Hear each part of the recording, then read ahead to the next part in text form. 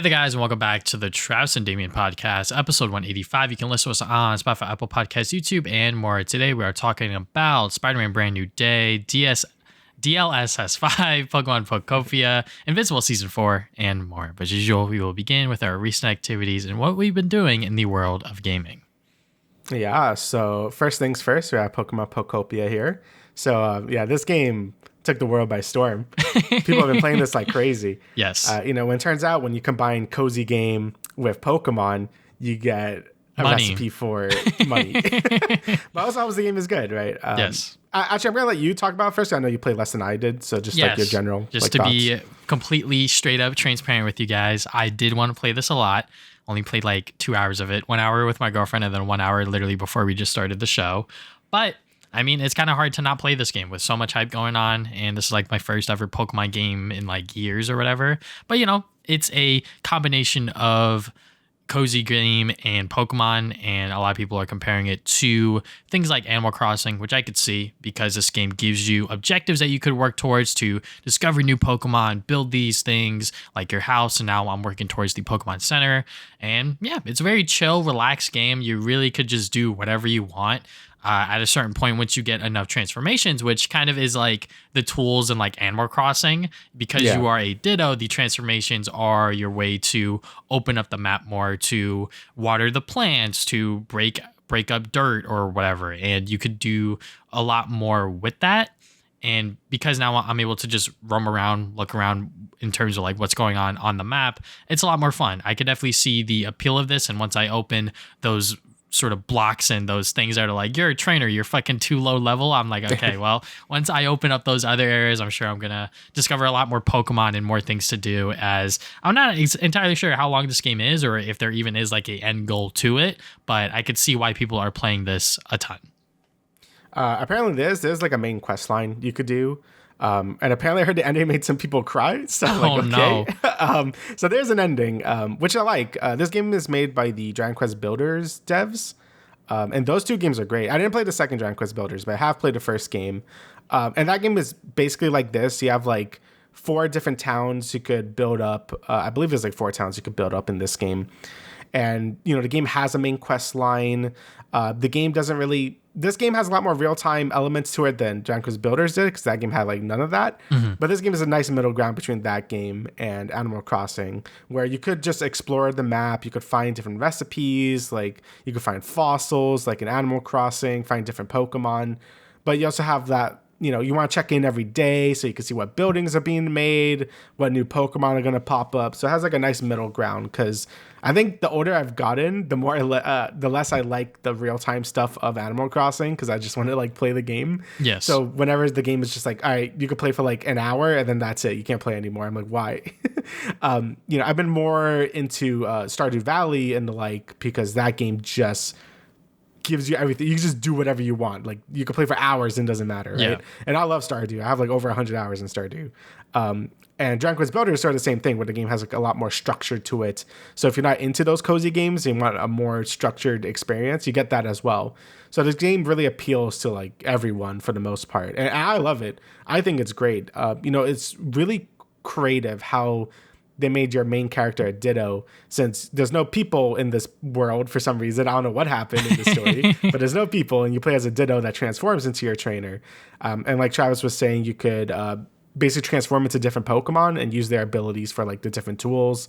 So you could use like water gun to make the grass, grassy, I guess. You have Excadrill. You could use his little claw to dig up plants. It's really creative and cute. The game is just really well polished. Also, like there's like I've counted no bugs. The UI is really nice and clean. The game just works, which is, I like the modern Pokemon games quite a bit, but I will say like they've been very buggy, very just ugly looking. This game is just a very nice, pleasant, polished experience, which is not something you really see a lot with modern Pokemon nowadays. That quality just shines throughout the whole game. I think the writing is really cute. It's really fun to interact with your Pokemon. Even though the game you're not like capturing Pokemon, you get that nice sense of progression with your Pokedex, since you want to like spawn in Pokemon into your town so they could live there. So you would have to be like, okay, I need to find like this area that has like a waterfall and you put some grass on there, maybe put like a table, and then you wait you wait some real time. I don't know how the spawning works exactly, but if you come in the next day, there's a good chance like you could get a rare Pokemon. Like I got like a fucking Charizard, and like that's really cool. And you can make them a little like house. It's really fun. Like you get that sense of like capturing Pokemon while also making a cute little town for them and progressing the main story.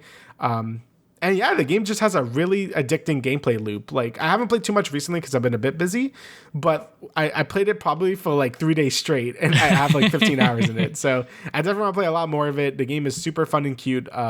Definitely gonna be up there with one of like the better cozy games I've played. Since I do like constant progression.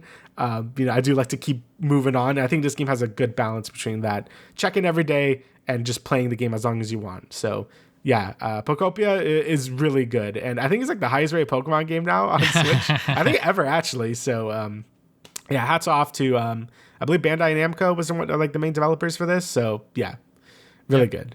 I mean, even though I literally just played an hour, I definitely wanted to play more, but because we have to do the show, I had to cut myself off. But yeah, I could definitely see myself playing a lot more of this in the coming weeks, and maybe I'll talk about it again. But yeah, Pokemon Pokopia, if you have a chance to check it out and buy it, definitely do so. Don't let the game key card sort of distract you from it. Buy it digitally, buy it physically, but do whatever. They are restocking this, which is how I got it.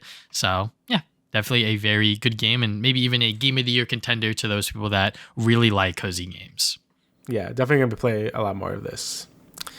All right, so next, I mean, this has been so many big games. Slay the Spire 2. So this went crazy on Steam. This had like over like, I don't know, like 600,000 people playing it. Absolutely insane indie launch.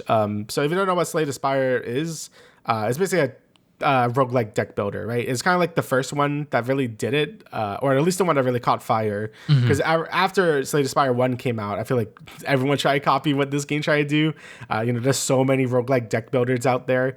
But for me, this was always like the best one. Like I've always compared all those other games to Slay the Spire, and usually Slay the Spire is the one that like wins out at the end. But this game is basically just the first game, but better. It's one of those sequels where it doesn't really do much new. It just makes it a lot more polished of an experience, plus adding like new classes, new features, just all that fun stuff. It's very reminiscent to Binding of Isaac, the original, to Rebirth. Since Binding of Isaac Rebirth is just the same game, just like way better. Same thing with this game. The art's a lot better. There's like 2 new classes which I like a lot. I think they're really fun. And there's multiplayer, which is huge. Like the multiplayer is very fun as well. I think it just balances by like either like doubling or tripling the monster HP.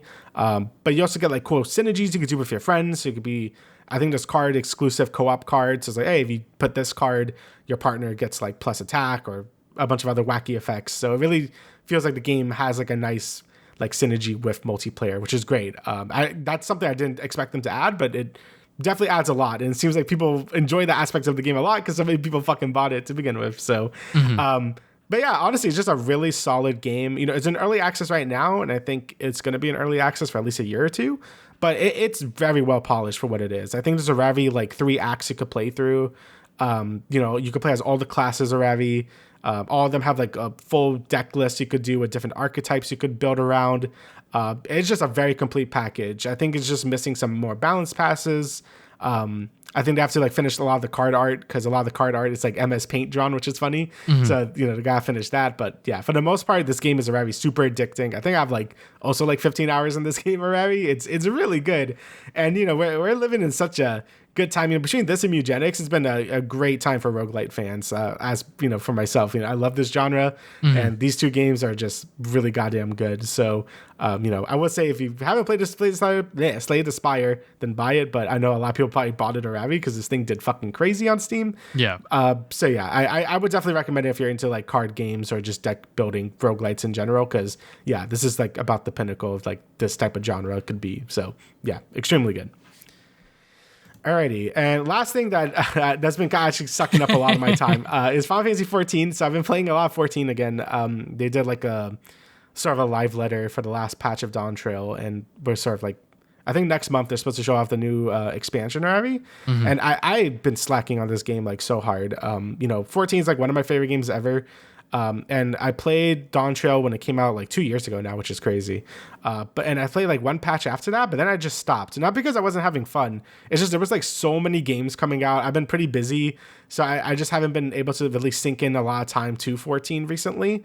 Now that we're kind of getting away from the busy season of games for a little bit, just a little bit, there's still a ton of games coming out. Yeah. I really want to like dedicate a lot of time for 14 again, because I've been missing like over like a year and a half of content. And, I've been really enjoying it. The game is very addicting. Every time I try to play something else, I'm like, I should play more 14. Dawn Trail has been a very controversial expansion in general, because like the main story hasn't been super great. And I kind of agree with that. It's okay. I don't think it's as bad as people say it is, but and it's just sort of like the game is just getting kind of stale.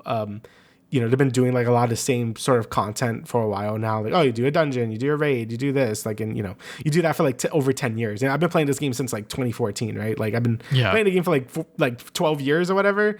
A lot of stuff can get a bit old, but that's why I'm like, it's good to take breaks. I think if you're playing a live service game, this goes for any live service game, I think it's always good to take long extended breaks. Like honestly, like right now, Fortnite isn't doing a lot for me right now, so I haven't really been playing too much of it lately. I think that's fine. I don't think you have to like be playing a live service game every fucking day. Like you could take long breaks. Like you could play it occasionally, but you don't have to be like chained to it, right? Yes. Then you just end up being miserable with the game. So I think it's always good to take long extended breaks. And when you come back, it's like, oh yeah, I remember why I like this game. I did that a lot. I did it with Warframe. I did it with 14. And when you do come back to those games, it just feels good to play them again. Because like, yeah, I remember why I like these games so much. So, but yeah, I'll probably have more to say about this as I keep playing it. Because, it is a game I like to talk about and play. And yeah, they're going to show the next expansion soon. But yeah, overall 14 is still really fun. I'm going to be playing this a lot more. So yeah, not the last time you'll probably hear me talk about it in the last like few podcasts. So yeah. Okay, so I've been pretty busy these past 2 weeks, unfortunately, so I haven't, like I said, didn't get to play a lot of Pokopia, but I did get a chance to play Rushing Beat X Return of Brawl Brothers. This is a free game I got for the Nintendo Switch 2.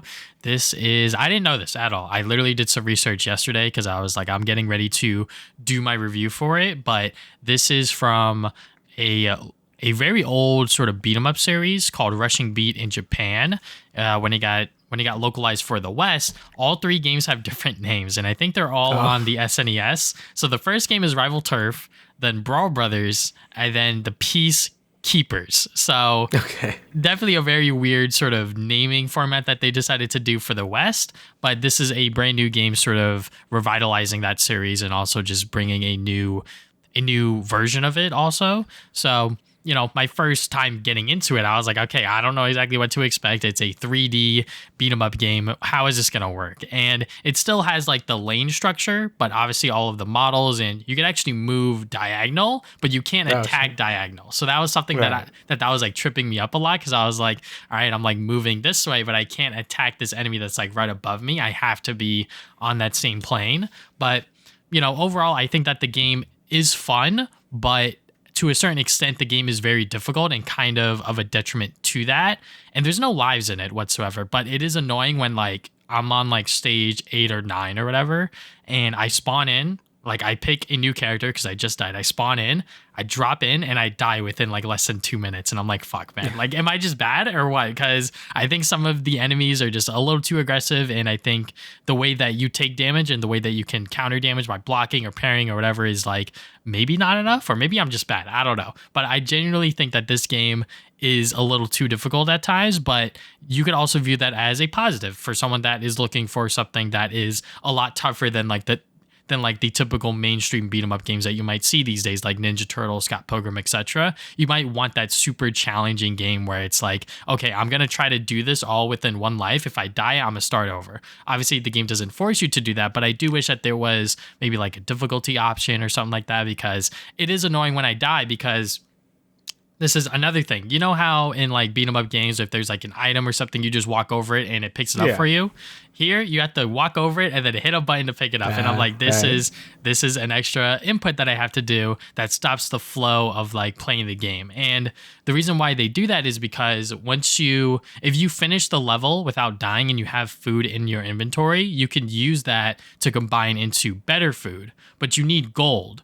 And to get gold, you need to collect it in the level, and you also can't die because when you die, your gold resets. So it becomes this huge thing where I'm like, okay, like I am never able to combine my food to become better food or even buy food in general because I keep dying. So could be a skill issue, could be a, sort of like I'm just too bad at this game, but I genuinely think that the game is a little too hard for most people, and I think a lot of people will run into trouble with that. But I think if you're looking for another beat 'em up game that's sort of under the radar, this is definitely something that you can check out. I think it is like $20 to $30, so it is like at that premium like indie game price. Yeah. So maybe see if it ever goes on sale. It is available on like literally everything on Nintendo Switch 2, PlayStation, Xbox, and Steam. So I will definitely have more clear and concise thoughts when I do my full review and when I actually finish the game, because I think I'm almost at the end. I thought that this game was going to be like a quick like 3 to 4 hour journey, but I'm like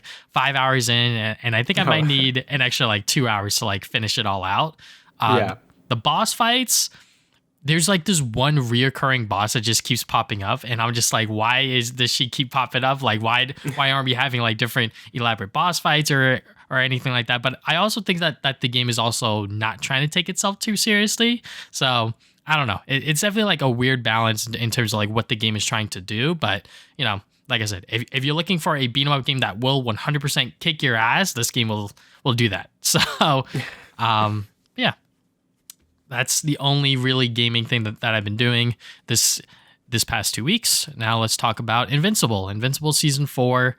I think that this is the first time we are talking about it as it's going on the podcast. Yeah, so this is going to be a lot of fun. We won't talk about it again until the show actually finishes, just to like keep it all nice and concise, because now it's going to release every single week by week. But they dropped the first 3 episodes on Amazon Prime Video, and we will talk about all spoilers regarding these first 3 episodes. But yeah, I mean, it's great to have Invincible back. I think the animation is like better this time around. The voice cast 100% still nails it. I think the writing for the show also is still perfect, immaculate, continuously to build out these characters with Mark, Nolan, Eve, etc. And it's just fun to see, especially after what happened within season 3, where like Mark was like, I don't want to fucking kill this guy, but like I'm gonna have to, and then Cecil still saved him, and like there's still that stuff going on with Conquest in the background.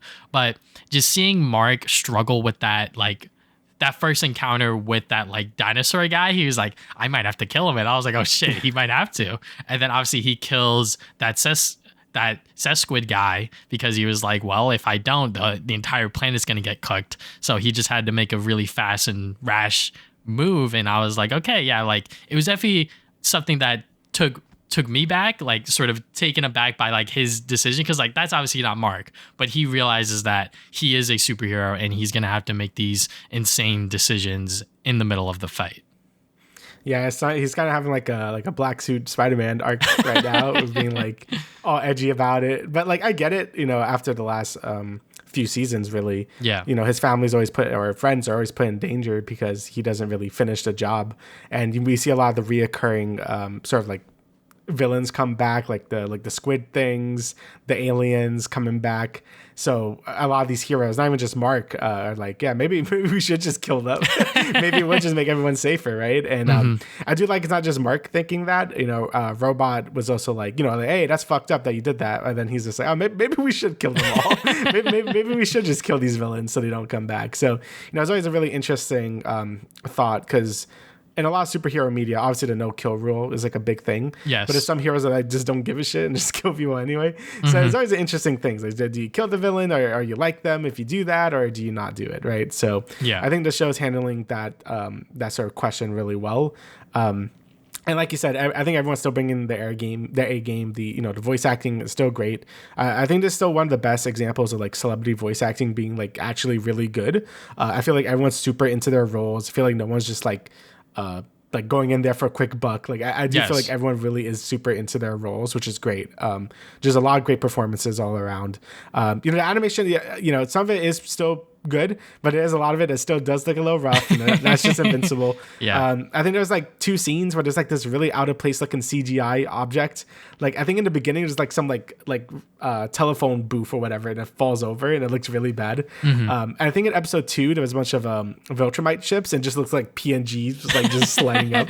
So yeah, So yeah, there's still some rough moments in the animation, but it's still a great show.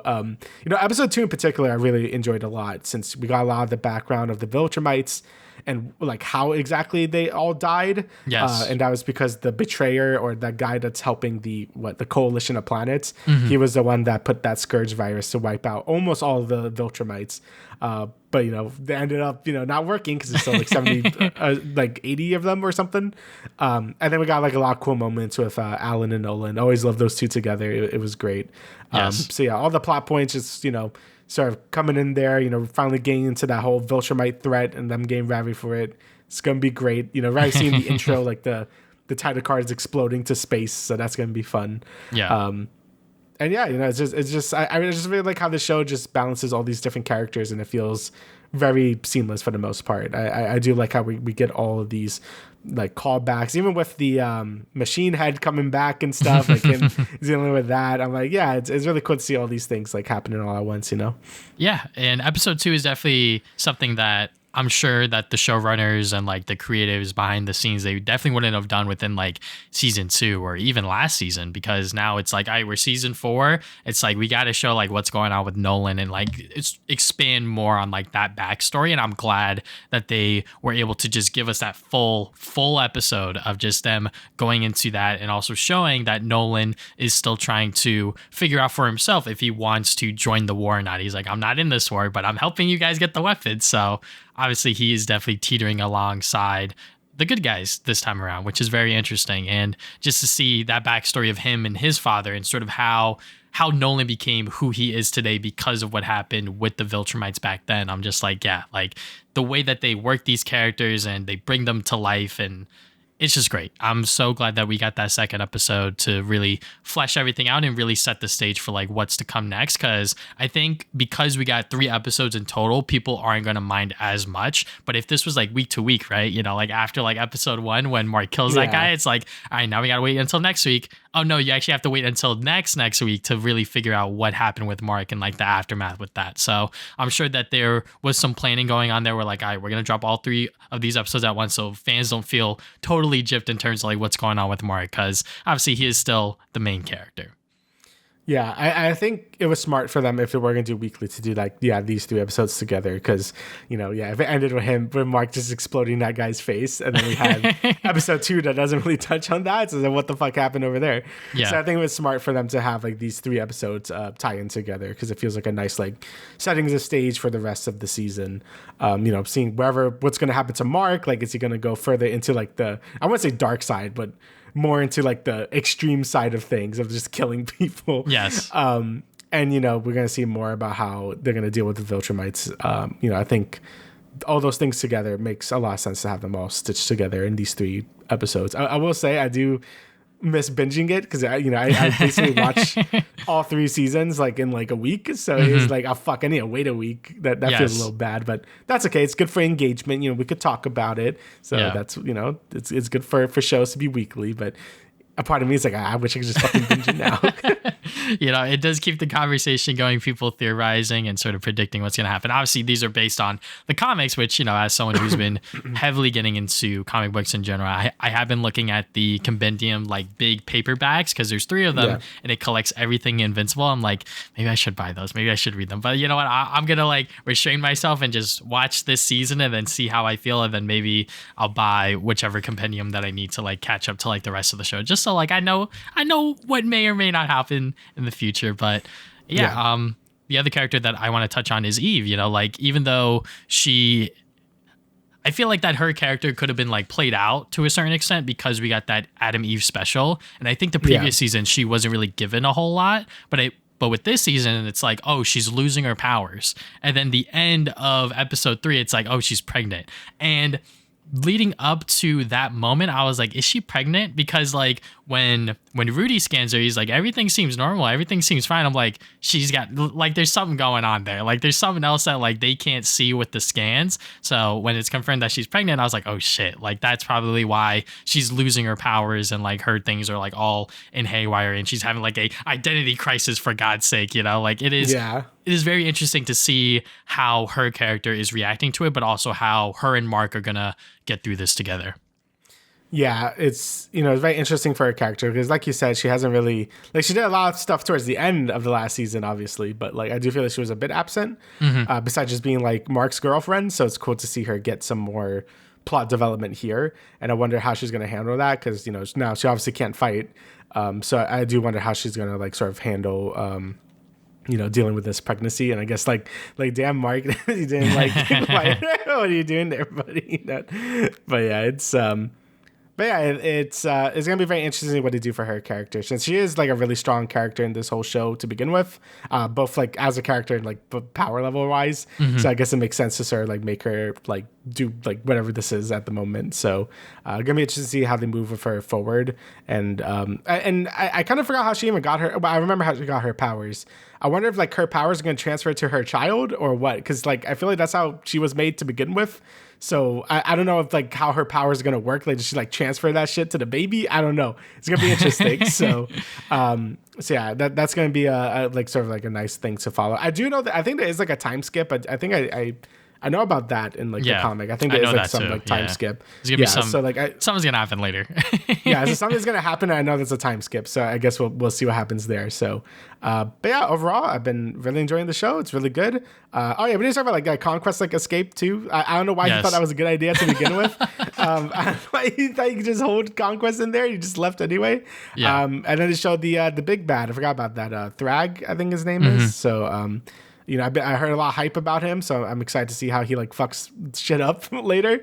So yeah, it's gonna be very interesting. Yeah, I'm just waiting for when Mark and Nolan are gonna meet each other again after all of this time, because I think the first time that they met post season 1, I think Nolan and Mark just weren't ready for each other. But I think now, as we see Mark slowly descend into killing people and having his morals sort of questioned and leading over to that other side of him being a Viltrumite, and having Nolan really dive into like his human aspect, right? Even though he's not human, he has empathy. He knows what it's like to, sort of feel sorry for these people. And, he said sorry to like a bajillion different people as he was on this quest to get all of these weapons to face the war. So yeah, I just can't wait for that to happen. Probably, hopefully later this season, who knows? But yeah, Invincible season 4. You did bring a good point, actually.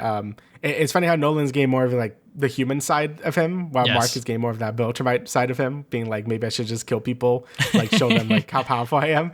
And then Nolan's getting that more sort of sympathy and just like, what I'm doing was like really bad. So it's cool to see both of those characters sort of like growing in like different ways. And it's why those two are like definitely the best characters of the show, right? Like you can't have this show without, Nolan or Mark, right? So yes, a very good show. I'm very excited to see how it goes out, and yeah, it's really good. Hopefully the animation gets a little better because there's some parts that still look a little scuffed. But some like JPEG just flying across the screen for like 5 seconds. Yeah.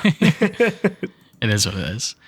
All right, so now let's dive into the general news of things. First, we're going to continue our superhero train and obviously talk about the biggest trailer on the planet right now. That is Spider-Man Brand New Day. People have been asking for this trailer for months, years. I don't even fucking know anymore.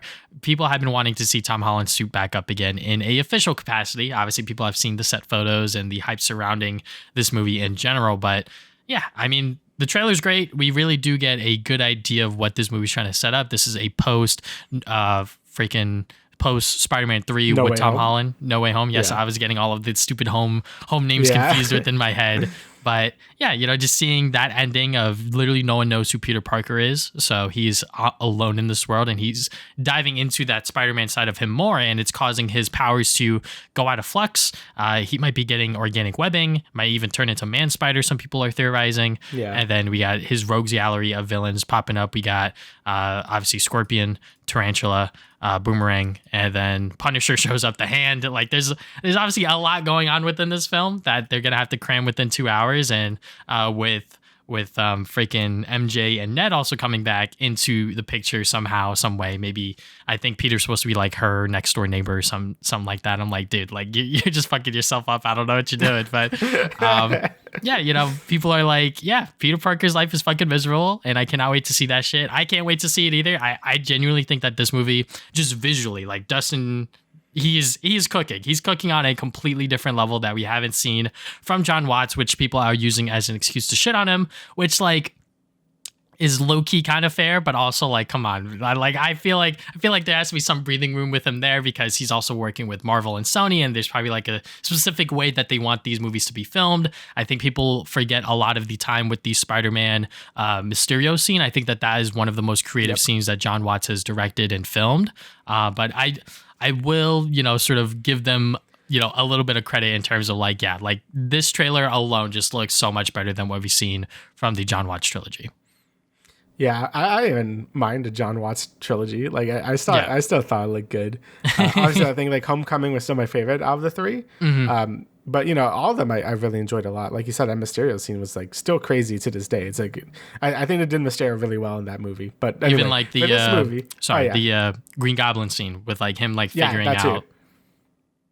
Yeah, so there was like good moments in there. I don't know. People just like to hate. But anyway, Brand New Day, yeah, it looks really good. Like you were saying, there's like a ton of villains. I mean, it wouldn't be a Spider-Man movie or any Spider-Man media in general if he didn't fight like half of his rogues gallery at this point. I feel like that's just tradition. So it's going to be really cool to see how all this ties in together. I mean, obviously the most interesting things are like Punisher because we already knew about that. And like the hand showing up, like that's crazy. I'm like the fucking hand.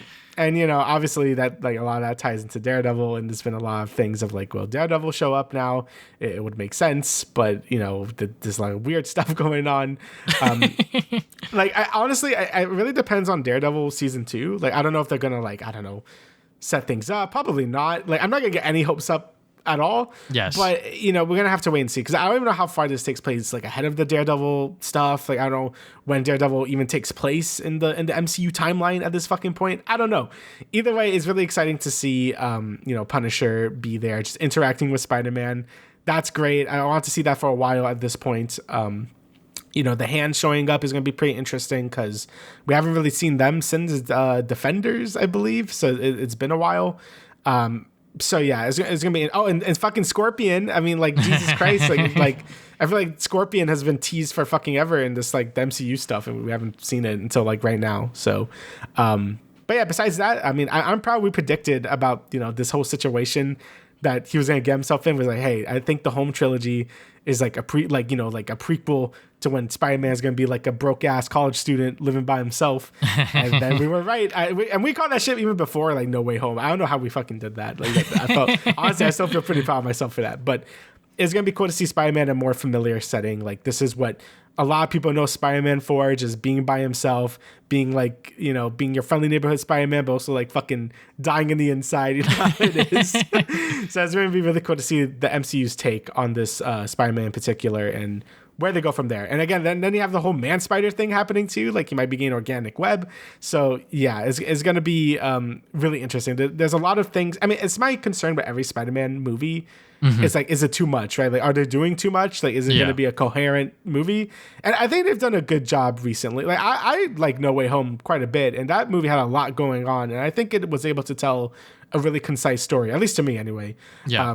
But then you have the other end of the spectrum where Spider-Man 3, which I think was kind of a mess, right? It was just like too much happening all at once. So we're going to see if this movie kind of rides that line, like if it's too much happening, if it's like, good enough. So I guess we'll see. But yeah, overall, I'm really excited for it. I think it looks really good. Obviously, you have like the nostalgia bait shots, like you have him with the holding the guy and all that shit. He's a Fantasy 15. Yep. Yeah, so it looks good. I know people like give some shits like, oh, it looks too CGI. Like when he pulls down his mask is CGI. Like I get it, but like I don't know. I think a lot of the shots still look really good. And also just like one more thing, I just like how I guess like dreary New York looks in this movie. Like it's very like. It's really like reflecting like Peter's like mood. Like it does look pretty depressing like the whole movie. And I know people say, oh, that's just like shit cinematography, or like, oh, why can't movies be brighter nowadays? But I feel like it's supposed to reflect like Peter just being like ultra sad boy right now. And I think it fits that really well. So yeah, I think Brand New Day looks really good. I'm really excited for it. I'm excited to see like if they actually do tie in any of the sort of more street level heroes to it, if we are going to see that. But either way, I'm just excited for a new Spider-Man thing. You know how we are. So yeah. Yeah, I mean, July 31st cannot come sooner. There's a lot to love about this trailer and about this movie coming out. I mean, first up, like the the goddamn suit. You know, we've seen it so many times through the set photos, but now that we see it in this trailer, they aren't plastering it with CGI over it. We actually see like the ripples in the suit and shit like that. I'm like, yeah, like this is Spider-Man. He's not, his suit's not perfect. It is actually supposed to be made of cloth and fabric and all of that shit. That shot of like inside of the mask with like the eye, I was like, okay, yeah, like they're cooking shit that we have not seen before within a Spider-Man movie, and that looked phenomenal. And you know, like there's even other stuff that we haven't even touched on, like Sadie Sink's character is not shown within this trailer whatsoever. Maybe like that one shot of like the hooded character, and people are thinking that now she's playing Rogue because there's this thing with like that grainy and then like the sort of freaking soldier and all of that other stuff. So like there's obviously some like telepathic powers going on there. So I don't know what's going on. I have no idea what character that she's playing, and I'm glad that it is like that. Obviously, people, like I said, are pointing to X-Men's Rogue, but I'll wait to see for myself if that's actually true, or if they made like a completely new villain character for her to play, which would be pretty dope. But she is scheduled to be in the new Avengers movie, so yeah, signs are pointing towards X-Men. I don't blame them. On the whole Daredevil talk, obviously, you know, I literally just finished my rewatch of Born Again, just like having it like in the background as I'm playing like games or whatever, you know, not like actually watching it, but you know, I skipped around certain episodes. You know, I might have skipped on the Bank episode, skipped on the second Muse episode because that one was not that great either.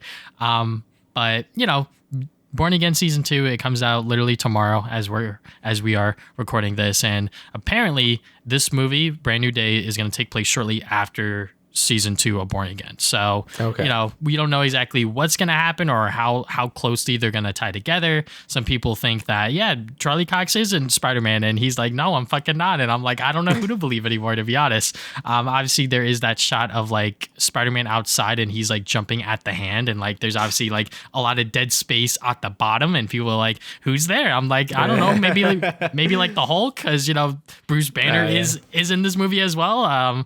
But you know, they are in a prison, and I've been theorizing this for a while, and I think a lot of Daredevil fans are, where it's like, yeah, Daredevil and Matt Murdock are going to be in prison, and that fight scene takes place in a prison, so maybe he'll be in there. I don't know. I'm not trying to get my hopes up, because I think that if Tom Holland and Charlie Cox shared the screen as Spider-Man and Daredevil respectively in a movie, I will fucking lose my mind, because those two are like literally perfect versions of their characters. And I was losing my mind when he made that brief cameo within the last Spider-Man movie. So, you know, the fact that that is still a possibility that could happen within this movie has me excited, but I'm not getting my hopes up. If anything, I hope that it all comes together within the next movie, and maybe we could actually see Kingpin fight Spider-Man and Daredevil could team up, because, you know, Born Again season 2 is supposed to be all about him bringing together all of these street level vigilantes and shit like that. And it'd be weird if Spider-Man was not included in that, because they have such a close relationship within the comics that it would just be silly to like not have them included in some way, shape, or form. And it seems like that the movies are really the only way that they could get around that, because I know that there's like a surefire thing. Spider-Man is never going to appear within Born Again, just because of like the rights issues and all of that other bullshit. And I'm sure that if they had to pay Tom Holland a fucking salary to appear on one episode of Born Again, it might be the entire budget. Who knows? But you know, I am still very, very excited for this movie, despite how much is crammed in here. I feel like that recent superhero movies have had a lot of stuff shown to us just to keep maybe like the Zoomer brains enticed and be like, oh my God, there's like so much stuff here. But I'm hoping and praying that all of it somehow sticks the landing, because I believe that this narrative of like everyone forgetting who Peter Parker is, and Peter Parker himself still yearning and still reflecting on like the past life that he had with MJ, with Ned, you know, I think that all of that stuff is going to come to a full conclusion here, and maybe something will happen. So, yeah, I'm just really excited. And I do hope if Daredevil does show up, just don't show it at all, or don't even hint at it. Like, I do want it to just be a full-on surprise if he does show up, because that would be crazy. So I know people are doing like the No Way Home thing, where it's like, look at all the dead space, and it ended up being true. You know, that was like a real thing that happened. But we'll see. Like you said, it's good not to get your hopes up, and when it does happen, you could like freak the fuck out in like the chair and be like, holy shit. So yeah. Yeah. Very exciting stuff. I didn't even talk about Jon Bernthal's Punisher. You know, I've been following him ever since he appeared within Daredevil season 2 on Netflix, and it's so crazy to see him within the Spider-Man movie interacting with Tom Holland and his version of Spider-Man. So yeah, That's all I want to say regarding the trailer. Yeah, For now. looks really good. Yeah, Yes. we'll have more to say when I'm sure there's gonna be more trailers that come out, and we could look at that, look at like more stuff. You know how we are with this shit. So we will talk more about this when the final or other trailers for this come out, and it comes out July, so not too long to wait. So yeah. Yes.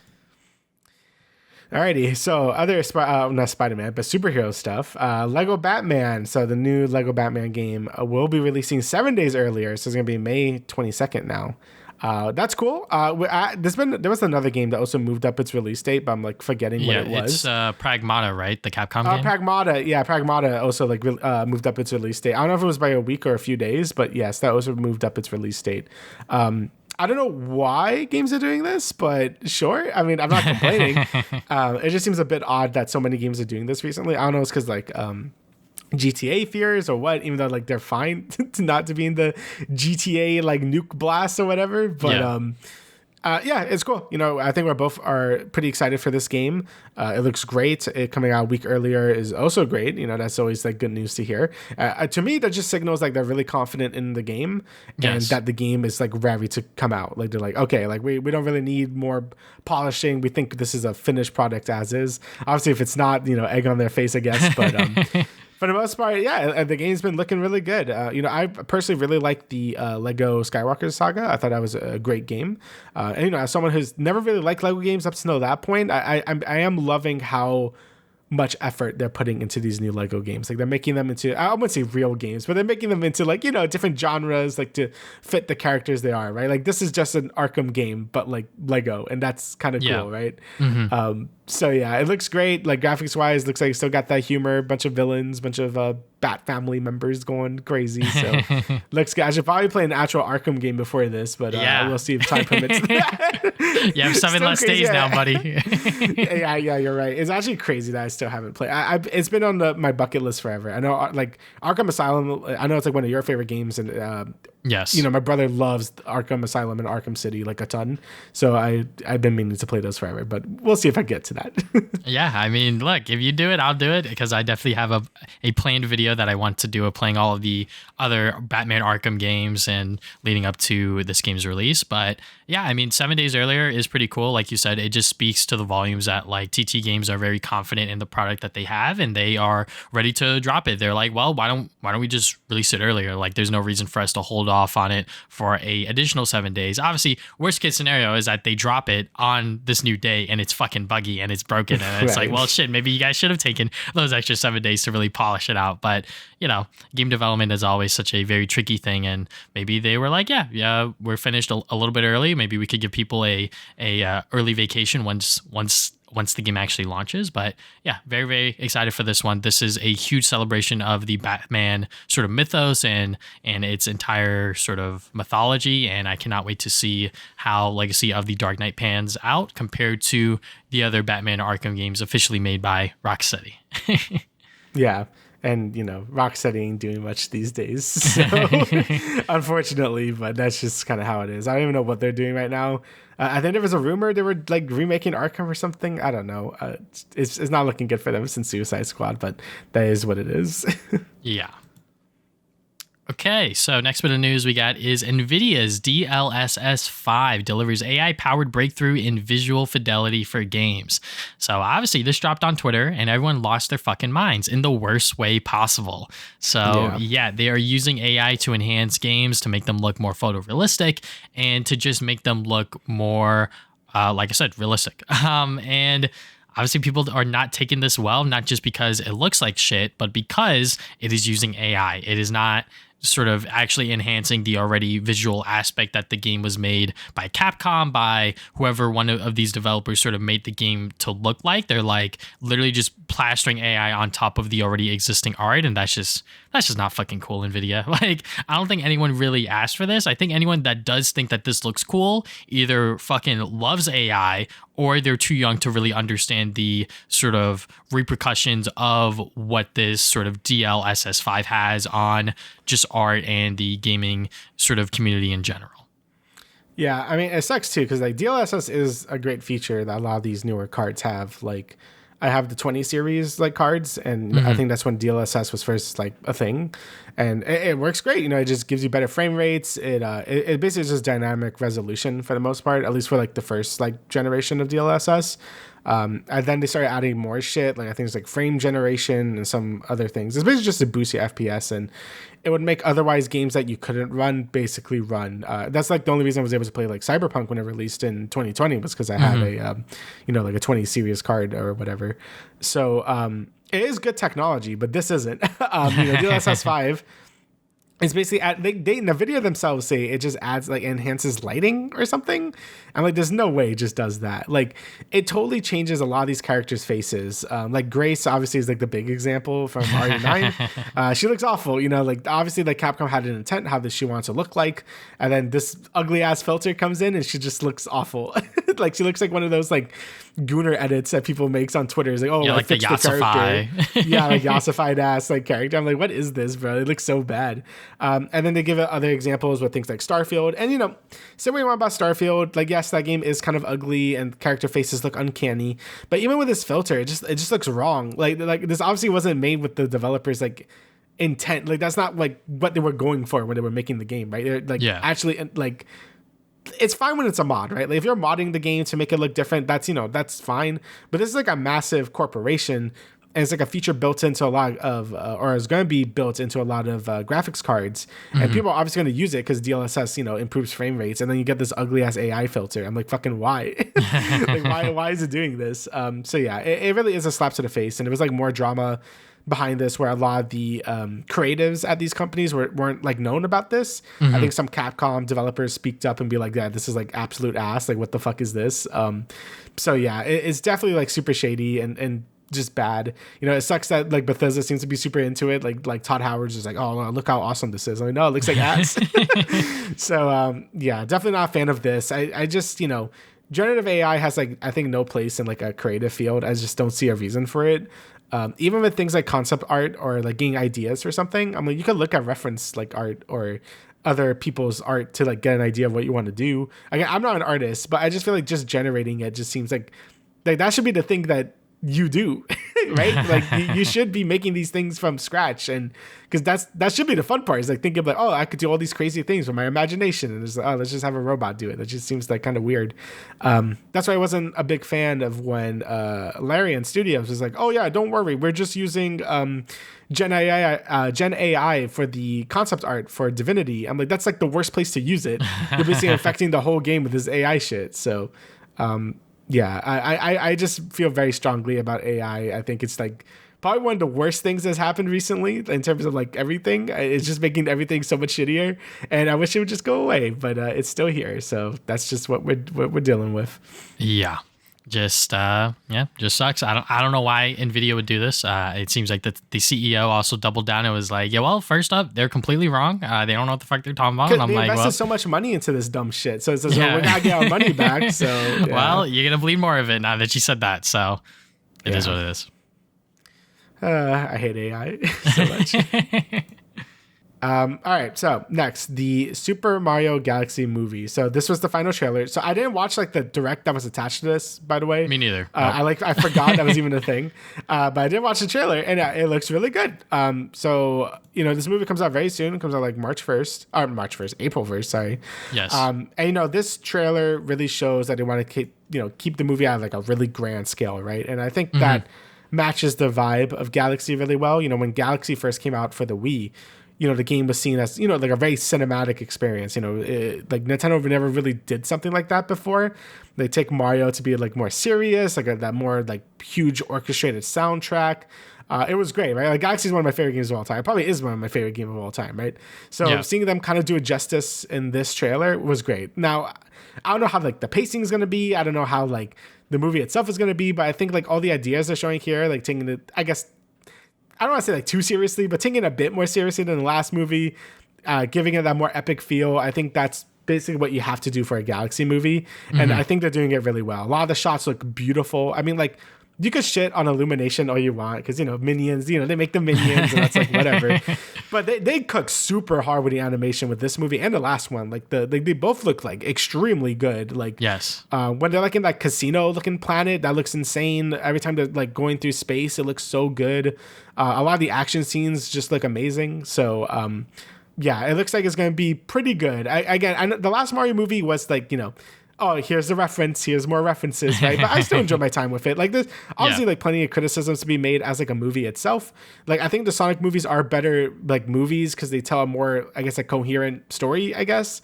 Yeah. But we're gonna see how this one sort of addressed the criticisms of like the just how many, like, is it just like a reference fest or is it actually trying to tell a story, right? And honestly, I'm okay with either at this point. Like I think they're just fun movies to watch, but I definitely get the criticism of the first Mario movie, but it's really pretty, so there's that. Yeah, the Super Mario Galaxy movie, this final trailer looks amazing, stellar. The animation is insane. Chris Prass's Let's Go at the end, I was like, oh shit, wait, is that him? Is that actually him? I was like, oh my God. Let's go. But yeah, you know, I'm so excited for this movie. Also, we had Childish Gambino, Donald Glover as Yoshi, which was such a funny ass casting. Yeah, if you told me that, like, I would have not been able to tell you that because he's straight up doing the Yoshi, like he's like going in on it. It's so funny. He is so fucking good, and you know, like I don't think anyone would have been like, "Yep, Donald Glover as Yoshi." That definitely works. I'm like, okay, well, it's working. It's doing wonders for me, honestly, and I love that.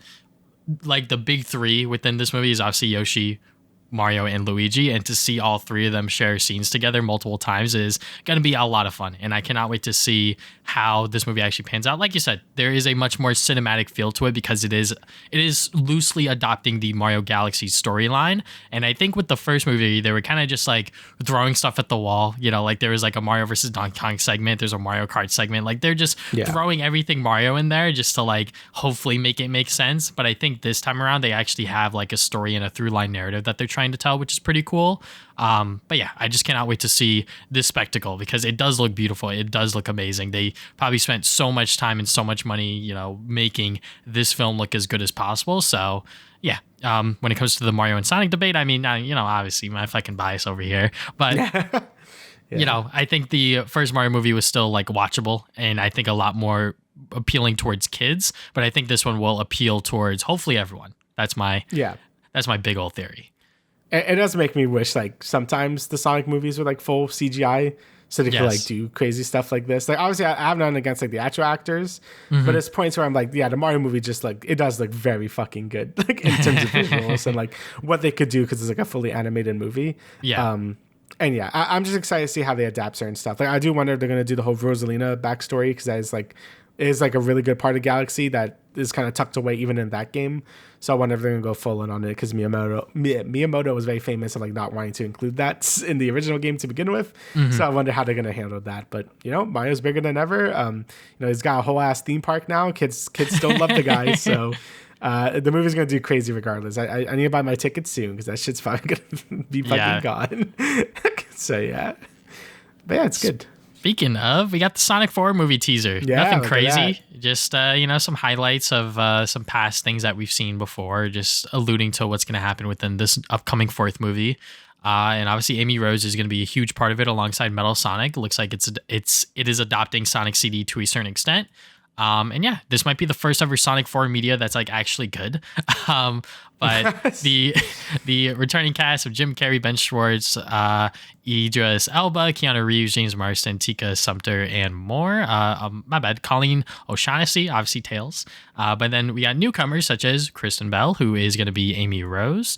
We got Ben Kingsley, he is the Mandarin in the MCU. Nick Offerman, he was Bill in The Last of Us, or Ron Swanson from Parks and Rec. So yeah, you know, they got some new faces in there, but they also have the mostly of the returning cast. So yeah, I mean, like, these movies are kind of like big old Avengers movies at this point. I mean, the fact that Keanu Reeves is like coming back to play as Shadow is going to be pretty cool. We obviously don't know how much of a role he's going to have within the film, but you know, if he has like a, you know, like a tiny little like C side plot of him just like doing cool badass shit, I don't mind. But Kristen Bell, she is very, very much a well-known sort of voice actor, and actor in general. So the fact that they casted her as Amy Rose, I think that is literally perfect. The whole memes about Aquafina were definitely getting a little too real for me personally. I was like, please don't do this to me. But yeah, I cannot wait to see how she does as Amy Rose, and I'm curious in terms of how they're gonna do that dynamic with this version of Amy, because she is gonna be like from the future and like from this bad universe where I assume Eggman won and Metal Sonic is sort of wreaking havoc on their world. Yeah, it's sort of like they're kind of taking like Sonic CD's like plot and like Silver and kind of making it into like Amy. So it's gonna be very interesting. I know in a lot of tweets they've been tweeting out, they've been mentioning a lot of chaos. I don't know if like they've been like capitalizing it a lot. I'm like, is chaos going to show up too? That seems like a lot for one movie, but I feel like they should save chaos for his own thing if they are going to do that. But I guess we'll see. And with Sonic, I think it just makes sense to have like these more MCU-y type adventures. The cast of Sonic is so large, and for a long time people saw it as a detriment, right? It's like, oh, there's too many of his stupid friends, right? That was like a big criticism. When we were like teenagers, that was a huge complaint about the Sonic series at the time, and now people want to see his friends again. But that actually leads to being able to do these Avenger team ups, like we're probably gonna get like a Team Chaotix fucking movie at some point. We're probably gonna get a Silver the Hedgehog thing at some point. And obviously this is for Amy right now, and it's cool to see her and Metal Sonic in this movie. Again, I do wonder if it's just gonna be straight up just CD's plotline, or maybe they're gonna add some Sonic Hero stuff in there too. I want to see like Metal Madness. That would be cool as like sort of like the final boss for this, but I guess we'll see. Even just Neo Metal Sonic would be cool to see on like the big screen, because his design is always super sick and it's like really underutilized in the besides the comics. Like you don't really see him much, so that'd be really cool to see. And Jim Carrey keeps saying I'm done with this, and then he keeps coming back. So I'm guessing he's gonna be like his alternate self, obviously, because I mean he's probably not dead in the main one. I mean he blows up, but he'll probably be back. So I'm assuming there's gonna be like bad future Eggman, and we're gonna see things with that. But either way, I'm really excited for this. I personally think the movies just keep getting better and better. The Knuckles show, say what you want about it. And he's still missing. Where is he? Where's my guy? I can't remember his fucking name. Nah, don't bring him back. Don't bring him back. Don't bring him back. Get that guy out of here. Where's Wade Whipple, bro? But besides that, I think the Sonic movies just keep getting better. I really like, the first one was like quite a surprise. The second one I really enjoyed, and the third one I thought was like actually like really fun, and just a good movie in general. They obviously really respect the source material while still doing their own thing, and I think that's one of the best ways you could do an adaptation. You don't want it to, I don't want it to be a one-to-one like all the time. It's nice to see them do their own twists, and I kind of like all the twists they've been doing recently. So really excited to see how Amy and Metal Sonic really sort of go with this series, and it's gonna be cool to just see Amy on the big screen. So Sonic Team themselves have been really pushing Amy as sort of like the fourth sort of member of like Sonic, Tails, and Knuckles. So it's gonna be cool to see her like finally on the big screen, right? It's been kind of a sausage fest over there. People have been introducing Tails, Knuckles, and Shadow, so it's gonna be cool to see Amy get some screen time. So, and there's a lot of kids, a lot of little girls watching these films, so I'm sure Sonic 4 is gonna do well for that audience. And it's gonna be cool to get like, I know Metal Sonic's just like sort of like a rival character, but it's gonna be cool to see like just a different type of archetype, because Knuckles and Shadow are like pretty similar in terms of like their role a bit as like a Sonic rival. So it's gonna be cool to see someone that's like has a different role in this. So pretty good stuff. And it's coming out next year, like March something. It's like I think it's supposed to be like straight up like a year from now. It's supposed to come out, I think. But sometime March 19, 2027. Yeah. So got a whole ass year until that comes out. Alrighty, so last bit of news. Last of Us Season 3 adds, I'm going to butcher the names, Michelle Mao as Yara, and Kyriana Kratter? Kyriana Kratter, yeah. Okay, look at that. I'm good. For Season 3 of The Last of Us show. And apparently there's some controversy with this, if you want to do the honors for that. I mean, so when this casting was announced, obviously, if you guys know the games, you know that Lev is supposed to be a transgender boy. So it was like, okay, how are they going to do that? They hired a cis actress to do it, and it's like, that is not a good idea. Apparently, HBO did hold inclusive casting calls for Lev with young actors of different backgrounds auditioning for the role, and Kratter was just the one who got it. And she is still 15 years old, so she is still very, very young to play this role, which is fair because, these are still kids within this story. Like, that is like the role of of them within Abby's stories to show that, like, hey, Abby, maybe it's not a good idea to just fucking kill everyone.